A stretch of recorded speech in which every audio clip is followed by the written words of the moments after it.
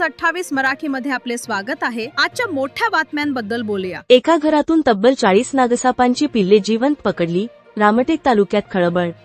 नागपूर जिल्ह्यातील रामटेक तालुक्यातील नेरला गावात एक धक्कादायक घटना समोर आली आहे। एका घरामध्ये तब्बल 40 नागसापांची पिल्ले आढळून आल्याने परिसरात काही काळ भीतीचे वातावरण निर्माण झाले होते। ही घटना राजू डोमणे यांच्या घरात घडली। माहिती मिळताच चाचेर येथील वाईल्ड चॅलेंजर ऑर्गनायझेशनचे सर्पमित्र रतन कुंभरे आणि त्यांच्या सहकाऱ्यांनी तातडीने घटनास्थळी धाव घेतली। अत्यंत सावधगिरीने आणि कौशल्याने सर्व 40 नागसापांची पिल्ले कोणतीही इजा न होता सुरक्षितपणे पकडण्यात आली। त्यानंतर वन विभागाशी संपर्क साधून एसीएफ गोविंद कुमार लुचे आणि रेंज ऑफिसर राहुल शिंदे यांच्या उपस्थितीत पंचनामा करण्यात आला। यानंतर सर्व पिल्लांना त्यांच्या नैसर्गिक अधिवासात घनदाट जंगलात सुखरूप सोडण्यात आले।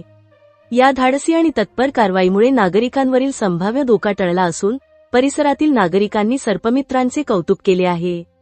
दरम्यान सर्पमित्रांनी नागरिकांना आवाहन केले आहे की घराजवळ साप आढळल्यास घाबरू नये, साप मारण्याचा किंवा पकडण्याचा प्रयत्न करू नये, तर त्वरित तज्ञ सर्पमित्र किंवा वन विभागाशी संपर्क साधावा।